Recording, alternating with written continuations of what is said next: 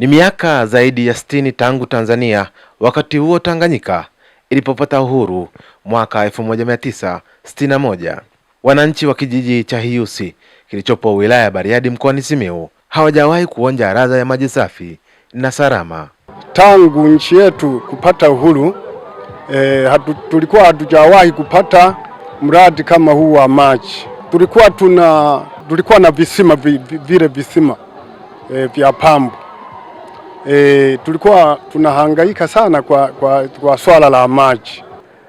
Tangu Hiusi izaliwe haijapata maji.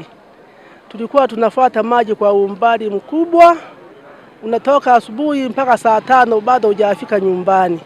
Maji ya kwenye visima vifupi ambavyo walichimba wenyewe, lakini pia uwepo wa lambo kijijini hapo ndio limekuwa kimbilio kwao la kila siku, licha ya kuwa maji hayo sio safi na salama. Tulikuwa tunachota maji kwenye lambo, yaani unaingia mle kwenye lambo mpaka unafikisha kwenye kiuno. Unapofika kwenye kiuno kuna madimbi mle, unaweza ukazama. Unakuta mtu anafulia umo na tunakunywa umo, mifugo wanakunywa umo.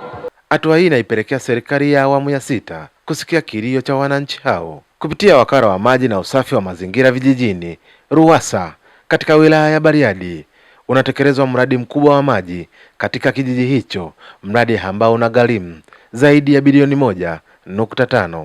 Gharama ya mradi ni bilioni 1,568,843,789.77. Mradi wa Hiusi una uwezo wa kuzalisha maji lita za ujazo 240 kwa siku. Utahudumia wakazi zaidi ya 16,713 katika kata ya Hiusi.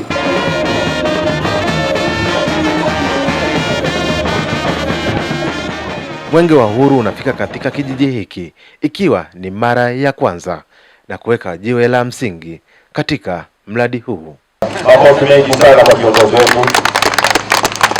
Mradi huu unaouona hapa utakapokamilika utakwenda kutoa huduma kwenye vijiji vitatu kati ya 4 kwa maana ya kijiji cha Hiusi, Mwasilimbi na Mwashagata.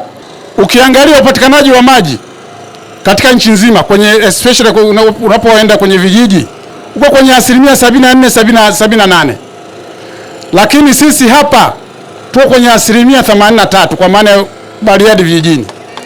Kwa sisi tunamshukuru sana Dr. Samia Suluhu Hassan. Mheshimiwa Rais aliahidi wakati anaingia madarakani kwamba anakwenda kumtua mama ndoo kichwani. Sisi vijana wenu ni mashuhuda, tumetembea huko mpaka leo tunafika hapa, tunashuhudia utekelezaji kwa vitendo ahadi ya Mheshimiwa Rais. Iwe ni vijijini, iwe ni mjini, maji yanapatikana kwa watu.